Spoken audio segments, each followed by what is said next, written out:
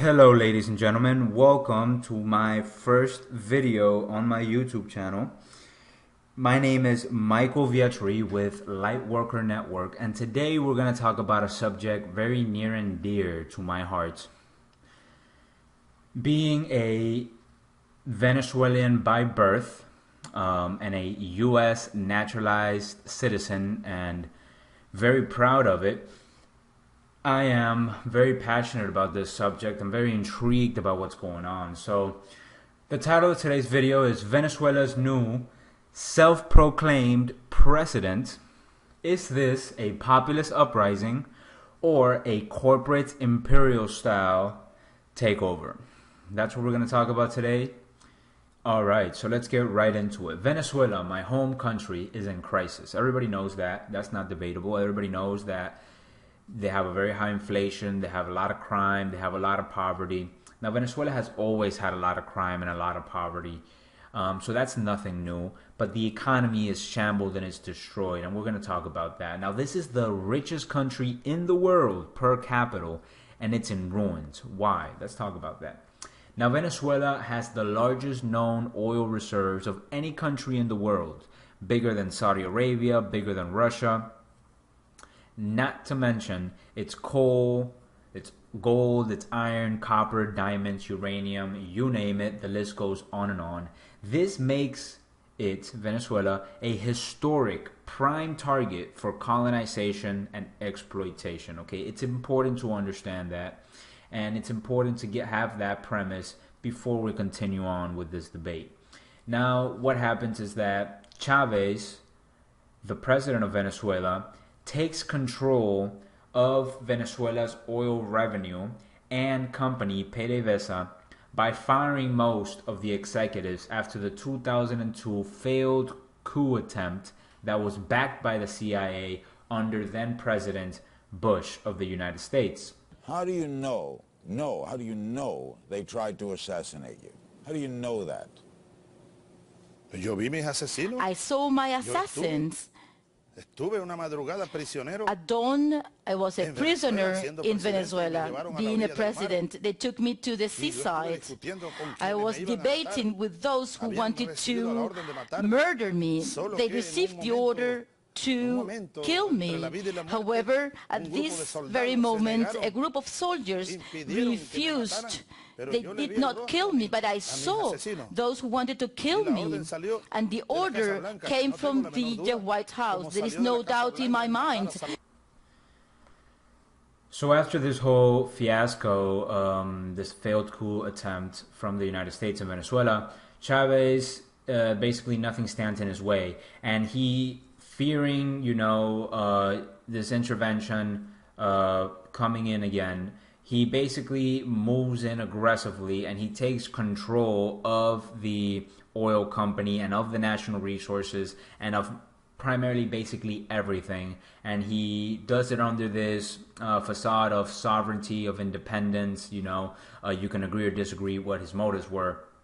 But basically, he makes the Venezuelan economy mainly and largely dependent on high oil prices, which soared during his presidency. So he says, hey guys, to his people, to the poor people, he says, I need you to go work at the oil rigs. So I need you to move close to the shore so that we can work on this because we need this money. He then uses that money to implement socialist welfare programs for the poor. He builds infrastructure, housing, he provides healthcare, among other things. Now, the Venezuelan economy has always been dependent on oil. He just kind of made it dependent on high oil prices, because he then uses all this money to start handing out free stuff to the people, to the poor people, because he was this socialist. He believed in the redistribution of wealth, and the idea here was the national resources of the country belong to the people. They don't belong to for-profit organizations. So you can agree or disagree with that. That's what he did. So basically, obviously, this got him a lot of support among the very, very poor people that were the majority and still are the majority in Venezuela. Now, Chavez wins a total of 4 elections before dying in 2013, and he handpicks his successor, President Nicolas Maduro, who is the president now. And Maduro gets elected as president in 2013. Sino que mi opinión firme, plena como la luna llena, irrevocable, absoluta, total, es que en ese escenario que obligaría a convocar, como manda la Constitución de nuevo, a elecciones presidenciales, ustedes elijan a Nicolás Maduro como presidente de la República Bolivariana de Venezuela. Yo se los pido desde mi corazón. So Chavez is successful in picking his successor in Nicolás Maduro, and he gets reelected as president in 2013 in an effort to continue on Chavez's socialist revolution. And then the problems begin. Now, this is the part that people don't talk about for the crisis in Venezuela. In 2014, under President Obama, the U.S. decides to lift a 40-year ban on oil exports and starts exporting oil for the first time in decades, meaning that they start selling oil out of the Gulf Coast. As a result, the price of oil crashes, going from around $93 a barrel in 2013 when Chavez died to around $43 a barrel in 2015. The U.S. floods the market. It colludes with Saudi Arabia to manipulate the price of oil, and the prices crash. Now, this not only devastated the Venezuelan economy, it devastated every single other nation-state's economy that was dependent on oil. Now, what happens next, and we'll talk about it in the next slide, is that the controversy begins in the Maduro administration, and the U.S. starts slapping sanctions on Venezuela, which forbidden them from getting loans to subsidize the crisis, and began freezing Venezuelan foreign accounts, okay? Meaning that the Venezuelan government had billions upon billions upon billions of dollars in foreign accounts that the United States did not allow them to repatriate, okay? Now, anybody with half a brain would understand that this is what destroyed the Venezuelan economy. The price of oil got slashed in half, okay? And then the United States didn't allow them to get loans. It began freezing their money in overseas accounts, okay? And that's when the inflation came. That's when the crisis really began, okay? So anybody that understands these facts would understand that the Venezuelan economic crisis is a result of United States intervention in the country, okay? Because I see that the main talking point in the American right is that, oh, socialism is what destroyed the economy. Now, I do not believe in socialism one bit. I am a big free market guy, okay? But sure, they might have mismanaged their funds, but this is what really crashed the Venezuelan economy. There are a lot of economies that are just like this, okay, that also got destroyed. Okay, so now let's talk about how this crisis, now that we understand this basic context, let's talk about how this crisis turned into a constitutional crisis, which led into the problems that we're having today. All right, so let's talk about how this economic humanitarian crisis in Venezuela has now turned into a constitutional power-grabbing crisis. And this is a simplified version. In the future, I'll make a video detailing this exactly what happened here. Now, what happens is that Chavez gets elected in 98, and by the year 2000, he manages to institute a new constitution and renames the country to the Bolivarian Republic of Venezuela. A referendum that the people voted for 90+% in favor of conducting. Okay, so what does this mean? Chavez runs for president in the year 1998, and he says, hey guys, our political system is corrupt, it's messed up, it's not working for the poor, and if I get elected president, if you elect me president, I will issue a referendum for us to create a new constitution. Okay, so he goes out, he gets elected president, and he says, okay, now that I'm president, I want you guys to vote. Vote yes if you want a new constitution, vote no if you don't. People voted for 90+% in favor of having a new constitution, okay? So now that went through and that got approved, now the people have to elect a National Constituent Assembly, which basically means that the local people are now going to elect the representatives that they want to be in charge of writing this new constitution. So that gets done, and this is an important context for what's happening today. So then what happens is that this new legislative body, the National Constituent Assembly, now makes void the power of whatever other political system that they had back then. So their bicameral legislature that they had back then, very similar to what we have now, where they have a House and a Senate, was void of all its powers. And now for the time period, which was 1 year, this National Constituent Assembly assumed all the legislative powers until the Constitution could be drafted, and then the political system would be established. Okay? So this is an important context for what happens later on. Now Chavez then gets elected 3 more times until he dies of cancer in 2013, and he leaves Maduro's hand as his successor. Maduro wins the election in 2013 when Chavez dies against Enrique Capriles. Okay, so now this is when the problems start. U.S. starts exporting oil. The economy starts getting destroyed. The sanctions, all these things, a lot of corruption, a lot of stuff, a lot of weird stuff starts going on. And the opposition, the people start voting in the opposition to Maduro's government into the National Assembly, and the opposition gains control of the National Assembly in 2016. Again, this is like, their House of Representatives and their Senate. So, the opposition gains the majority there.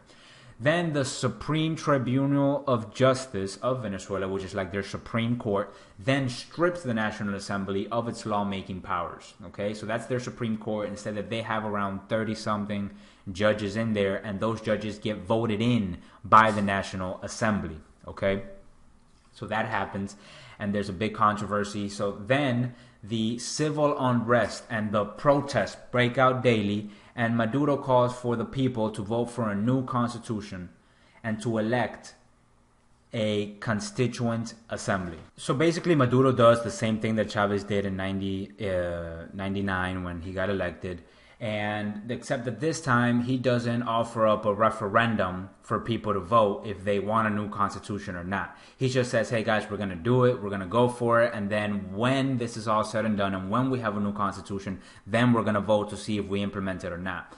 Now, this is how the Constitution actually lays this out. But notice, before I continue, notice how everything is a vote on top of a vote, on top of an election, and everything is an election after an election after an election. And everybody has a local elected representative, and there's just elections all over the place. This is democracy in full, swing. There's a lot of shady stuff going on, but people are voting, okay? Let's just say it like that. So either way, you can argue how fair that is or how unfair that is. But basically, there's no dictatorial, I'm taking power and nobody can tell me anything. There's none of that going on here. Everything is being offered up for a vote.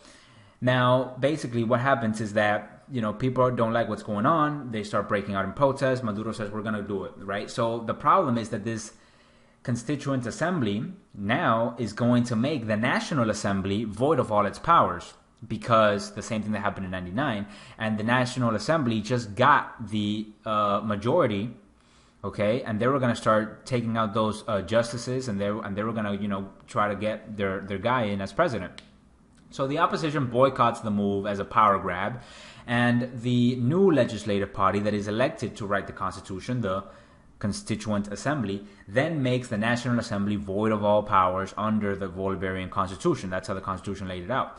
This happens in 2017, okay? The National Assembly says that this is a coup attempt from the Maduro government against them, against their newfound power. And basically, the president, this is what's happening now, the president of the National Assembly then claims to be the rightful president under the Bolivarian Constitution and renders Maduro's executive void of power and illegitimate, with backing from the U.S., Colombia, Brazil, and others, among others, that also are backing him now. What happens then? The military backs Maduro's government and dismisses the opposition's move as a coup attempt against Maduro, backed by foreign powers. Half the world recognizes Maduro, the other half recognizes Guaido, and cue the fireworks. Okay, we're going to talk about the big picture up next. Juro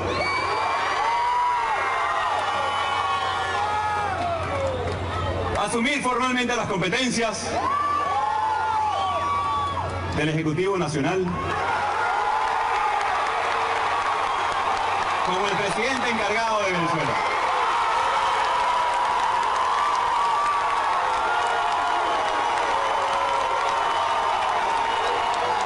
Para lograr el cese de la usurpación, un gobierno de transición y tener elecciones libres. Si así lo hiciere, que Dios y la patria lo premien, sino que os condenen. Nicolás Maduro is not alone. To show that he is still the one in power, he visited the Supreme Court, where he got the full support of the judges.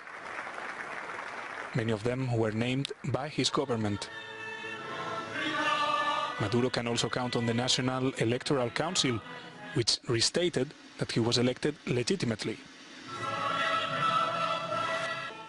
I think there is no doubt in the world that Donald Trump wants to bring his own de facto unconstitutional government, a coup d'etat in Venezuela against the people and democracy. Let there be no doubt that Donald Trump, in all his madness, believes himself to be the world's police. Believes that he is the boss of Latin America and the Caribbean. A key factor in the current crisis in Venezuela is where the army stands and will stand.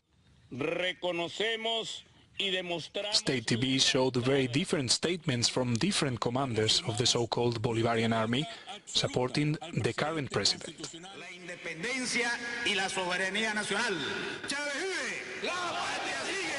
So there you go. That's the context. That's what's going on out here. You can form your own opinion. Now the question is this an organic uprising against a dictatorship, or is this just a ploy, a corporate takeover, an imperial, a globalist takeover of the country? Call it whatever you want. Now, obviously the anger and frustration among the people is very real. They want change. They're tired of the inflation. Their economy is devastated. They're mobilizing in search of it.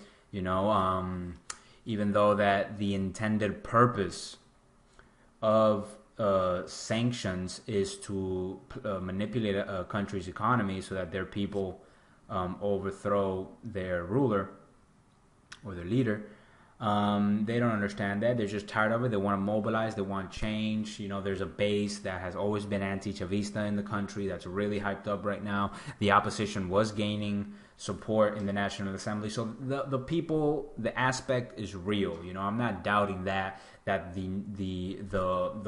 people are in the street. They're mad. They want change. Okay, Venezuela has always been a very populous and a patriotic country. Okay, Chavez's revolution was a nationalist, populist uprising. You know, my people have been fighting for their sovereignty and independence, their freedoms, ever since the early 90s. You know, now there's a populist wave that is sweeping the world. You know, you have what's going on in Europe. You have France with a yellow vest. You have Italy. You have Poland. You have countries like Brazil. You have it here in America with Make America Great Again. It's this whole idea of patriotism, national sovereignty that's coming back. That did not exist in the early 2000s, much less in the 90s. It was all, globalism, the new world order. Globalism is the new way. We need to come together, you know. That was the whole hype.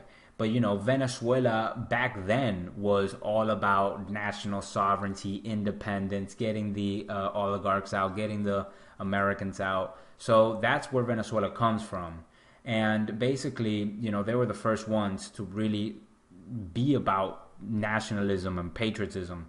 So, but I'm not doubting that. I know that it is an organic sort of like you know, the tensions as it is all throughout the world. But when this becomes a global conundrum that is dividing nation states worldwide, and the U.S. is setting up the stage for foreign intervention into the country, then we have to ask for, and we have to delve into a bigger geopolitical understanding. What is going on here, you know? And that's what I'm trying to do in this video. I'm trying to paint a bigger geopolitical picture, okay? So there's no doubt it's an organic thing. But who are the players involved? and what's really going on, because I guarantee you that the United States is not about to do whatever it's about to do because of, you know, humanitarian relief or to spread their democracy, which is code for waging war. So let's take a look at what's really going on. All right, so what you have here is two different maps of countries that have decided to recognize Guaido and which countries are recognizing Maduro. Now the question here, what does the U.S. have to gain from a friendly Venezuelan government? Good question. Now, this map is from Bloomberg. This map is from Statistica, the Independent, it says right there. Now, you can see here, the green on this map is the people who are supporting Guaido. You have Canada, the United States, you have Brazil, Colombia. Those are the main players. You know, a lot of South America recognizing Guaido. Then who's supporting Maduro, right? Russia, China, Turkey, you come over here, Iran, okay, Bolivia, Cuba, Nicaragua. I don't know why they didn't put Nicaragua here, okay. This is who is recognizing Maduro, okay. The green on this map right here are the countries that are just calling for dialogue, which basically means that they're not decided yet. You have Mexico, all of Europe, India. This map says that same thing, all of Europe, Uruguay, puts it right there. All right, so you see different things, right? All right, great. So just from this map, if you know anything about geopolitics, you can basically kind of make out what's going on here, all right? So you have this alliance in the world. You have these alliances in the world. And you basically have two major geopolitical alliances. And it's the United States and their allies versus Russia, China, and their allies. Plain and simple, okay? Pretty basic when you understand it that way. You have Venezuela, Iran, Turkey, China, Russia against the United States, basically Europe. Europe is going to fall in line real quick, and some South American countries that are friendly to the United States, okay? So that's basically what you have going on here. Now, I'm going to show you some articles, okay, that kind of prove my point as to why the United States is so nervous about this anti-American government and why they would be desperate to get a U.S.-friendly government, as they have in Brazil, as they have in Colombia, as they have in most of South America, okay? Ecuador, basically, you know, they have the U.S. dollar as their currency. So, okay, so let's take a look at some of these vital articles. All right, so before we get into the biggest geopolitical threats to the USA, we have to understand how America fits in geopolitically, okay? We control the world's money. We control the world's federal currency. So we are the world's reserve currency. The federal private reserve, right? The private bank, the Federal Reserve of the United States, basically it's like a banking cartel. It's like a banking monopoly. You know, the Federal Reserve is owned by a conglomeration of central banks all over the world, and they manipulate the world economy. They set the interest rates. They are the owners of the world's currency. Okay, so that's headquartered out of the United States. That's why America, as it stands today, has been hijacked, okay, and has been turned into a fascist government. The simple definition of fascism is the merger of state and corporate powers. The United States and the Federal Reserve are one and the same. And so you have a private corporation that is controlling the world's supply of money. And we do that because all the world's currencies are backed by the US dollar, because the US dollar used to be backed by gold. And then in 1971, when Richard Nixon took us off the gold standard, that was no longer the case. Accordingly, I have directed the Secretary of the Treasury to take the action necessary to defend the dollar against the speculators. I have directed Secretary Connally to suspend temporarily the convertibility of the dollar into gold or other reserve assets, except in amounts and conditions determined to be in the interest of monetary stability and in the best interest of the United States.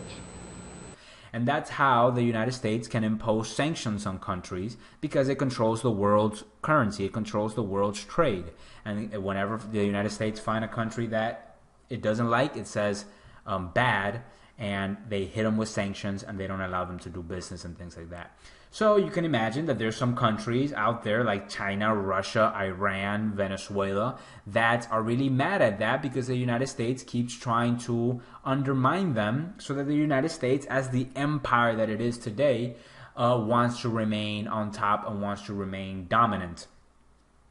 So they're trying to ditch the US dollar. Now, they're trying to get away from that so that they can do trade within themselves, so that the United States going bad and telling them they can't do that. Okay, so that's the biggest threat to the United States. Countries ditching the dollar, ditching their monopoly on money. And remember that this is not the United States. This is a conglomeration of central banks, okay, that are controlling the Federal Reserve and the military-industrial complex that has hijacked our government, okay, because that's just what it is. It's the hijacking of our government ever since 1913, when we, put forth the Federal Reserve into our government. The other biggest threat, obviously, is countries aligning themselves militarily to push back on U.S. military dominance around the world. So, that's what China, Russia are doing. They're just recently doing that. And Iran, they don't really have any other choice but to push back on the United States. Okay, so we have to understand that when these countries start ditching the US dollar and saying, I don't want to use the US dollar anymore, that's going to collapse the dollar, okay? Because the dollar is not backed by anything, okay? Basically what Richard Nixon did in 71, he said, hey guys, listen, the dollar is no longer backed on gold, but the entire world has to buy and sell oil on the dollar, on petrodollar, so that, Iran or whatever other country, let's just say France, has to buy oil from Venezuela in dollars, okay? Because it's the world's reserve currency. That's kind of how things work. And that's kind of how the United States as a empire dominates. Now, I'm all for the Constitution. I love the Founding Fathers. I'm all for small government. I'm all for the Constitution as the Founding Fathers set it up. Not this imperial, globalist, empire, military-industrial complex that the United States has been hijacked to become. And I'll fight for the Founding Fathers' vision. Now, I'm going to show you guys some articles that will put things into perspective as to why the United States might be mad at Venezuela, all right? So look at this. Venezuela stops accepting dollars for oil payments following U.S. sanctions. This was in September 2017. So they said, okay, you're going to keep hitting us with these sanctions? We don't want dollars anymore. Okay? How about this one?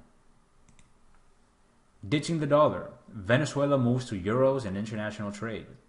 Venezuela's vice president for the economy announced on Wednesday that the country will stop using the dollar for international transactions in favor of the euro. This happened all the way back in October of 2018. I believe that's what that says. So the Venezuela's like, I don't want to use your stupid dollars anymore. I'm going to use the euro. This is a direct threat to the dollar itself, to the economy of not just the United States, but of the world itself. You have to understand that all these countries ditching the dollar will bring down the dollar, will collapse the dollar, will destroy our economy, and will just collapse the global economy. But these countries don't have any other choice, do they? Because the only reason why the United States can impose sanctions is because they control the dollar, and everybody has to use these dollars, okay? So check this out. Let's go over to this one. Venezuela looks to cyber currency to circumvent U.S. financial sanctions. This was in December of 2017. President Nicolás Maduro's look to the world of digital currency to circumvent U.S.-led financial sanctions, announcing on Sunday the launch of the Petro backed by oil reserves to shore up a collapsed economy. So he says, hey, United States, stop slapping my country with sanctions, which is the only reason why, not the only reason, but the main reason why we can't even, breathe out here. You're not letting us take out loans. You're not letting us bring billions upon billions upon billions of dollars that are, in Europe, in the United States, all over the world back to repatriate them so we can use them. So we got to stop using the dollar. So stop it, right? What does the White House do? White House bans Venezuela's digital currency and expands sanctions. And there's Maduro clapping. The Trump administration announced on Monday that it was bordering sanctions against Venezuela, blacklisting 4 government officials and banning a digital currency President Nicolas Maduro created last month to circumvent financial sanctions on his economically strapped nation. Okay. Now, what happens right before the new president, December 6, 2018? Venezuela signs oil, gold investment deals with Russia. Okay. Mind you, Russia and China are now the biggest buyers of gold in the world, because that's how you can circumvent the dollar. Venezuela has signed deals securing investment from Russia in South American countries' oil and gold sector. President Nicolas Maduro said on Thursday at the end of a 3-day trip to Moscow. Okay, this is just a nice little point. China's Petro-Yuan oil contracts surge as U.S. sanctions hit Iran. So, newsflash. The United States is doing the exact same thing in Iran. They're hitting them with sanctions. They're saying the government is illegitimate. They're trying to get them out. Now, am I defending Iran? Hell no, But they're doing the same thing, okay? And, am I defending China? I am not defending China, But these countries are aligned together. I'm not defending Maduro's government either, but these countries are aligned together, okay, to circumvent the United States, to, pose a threat to the rule and the power of the United States empire. This is really a case of the lesser of two evils. It would really be the greater of two evils in this case, these alliances.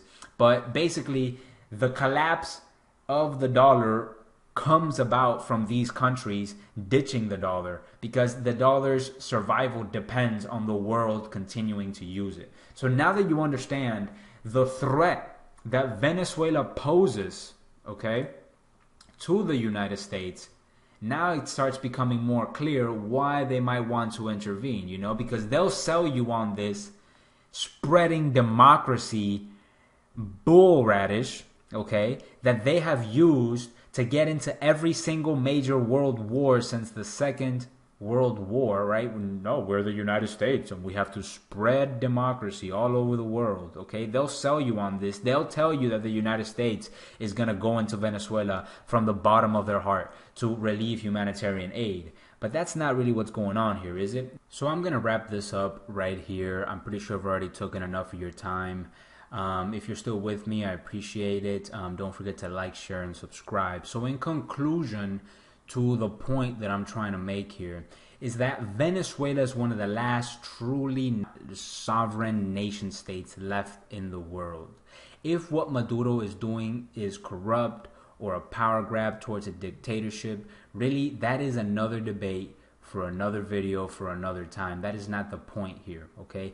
The point is that what's going on right now in France, in places like Poland, like Italy, like Brazil, like in America, will make America great again. This populist, nationalistic, sovereign, patriotic movement that is sweeping the world. My people, the Venezuelan people, were doing that back in the 90s, okay? They were doing that in the early 2000s, okay?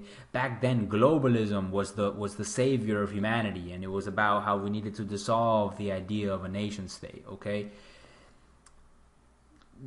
Sovereignty came about, this nationalistic identity came about with Chavez and his revolution, and he really said that Venezuela is for Venezuelans. Now, you can disagree with his socialist views. I personally do. I don't think that he really had any other choice, when you had the full weight of the American imperial empire on your back trying to colonize your country, I don't really think he had any other choice. When Chavez first got into power, he was really like a center-left. He wanted to let private companies run about it. He always says it, that at the beginning he thought that he could let the free market go in his country, but then he saw that it was a fallacy, that he couldn't let it, because any private, serious private market, free market mechanism that was unleashed in the country would immediately be subverted and sabotaged by those that were trying to get control of the nation, the Americans.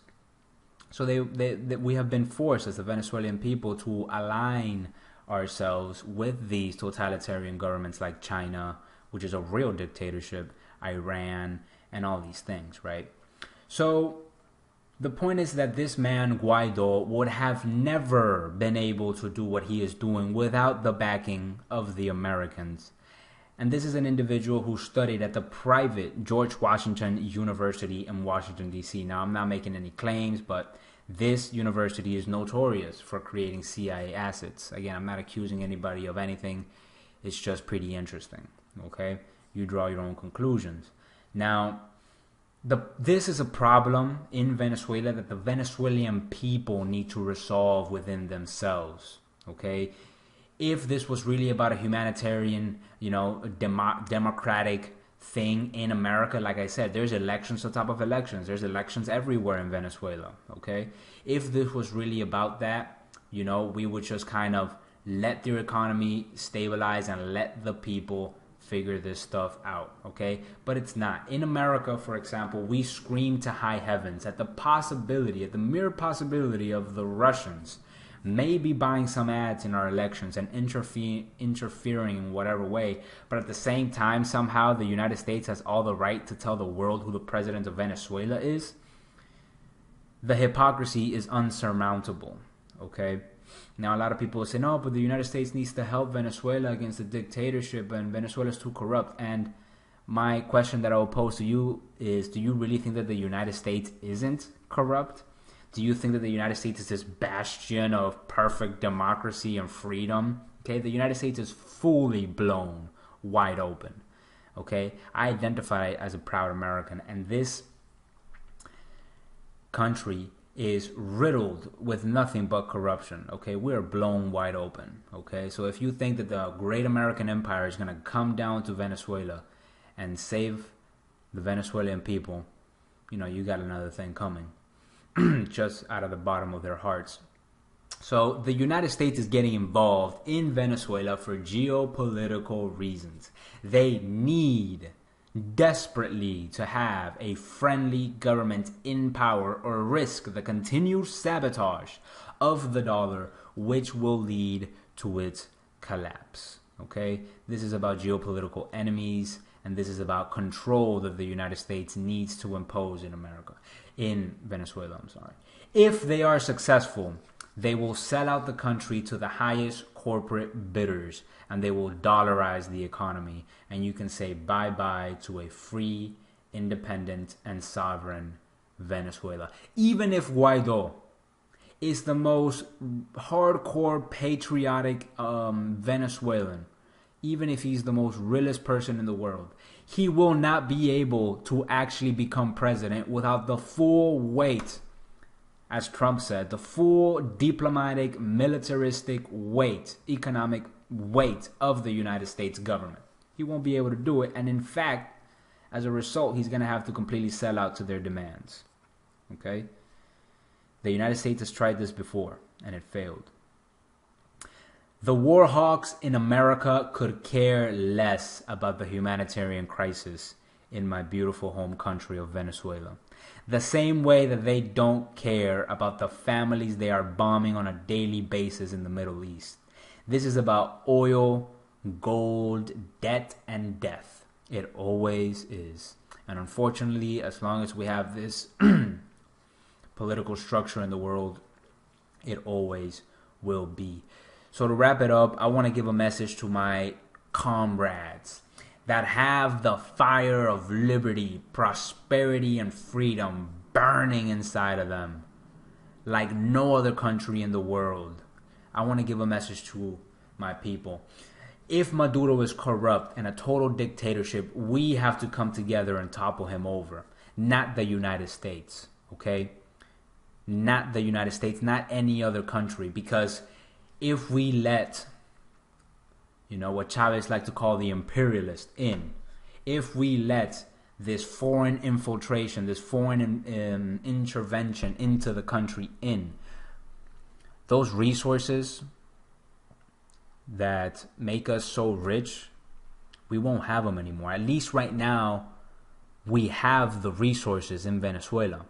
We have them. They're under our control. Yes, is China buying up Venezuela? Yes, they are. You know, they're lending us money, but we're being forced into getting Chinese money by the Americans who are putting the sanctions on us. It just shows that it's all the same power playing both sides of the coin. So I just want to tell my people, my beautiful people, don't be fooled. Keep fighting, goddammit. Keep fighting for freedom and independence, as the rest of the world is. But we have to do it. The Americans aren't going to do it for us. They're going to do it for themselves. And make no mistake about it, this attempt by Guaido is an American-led intervention. And I just simply don't trust the military-industrial complex and the war hogs in America to come free my country. I don't do it. I'm not endorsing Maduro's government. I'm not endorsing China, Iran, Russia, nor the military-industrial complex in America. I'm not endorsing anybody. I'm seeing past it, and I'm trying to paint a picture for all of those who are interested in listening to me within the range of my voice. I'm trying to paint a picture so that you can see the bigger geopolitical sphere. If you're this far in the presentation, you understand more about how the state of the world than 95, maybe even 97% of the people out there. So I salute you, goddammit, no matter where you're listening to this from. If you're a patriot that bleeds the color of your country's flag, goddammit, stand up, keep fighting. Because we will not let the world and our nation states fall to the grip and the false song of globalism. We will fight on. We will defeat tyranny together, united as a people, with our own culture, with our own beliefs. Because that's what makes us strong. God, family, and country. God bless you. If you like these videos, please subscribe, share, and comment. I want to know what you think. My name is Michael Vietri with Lightworker Network, and I'm signing out.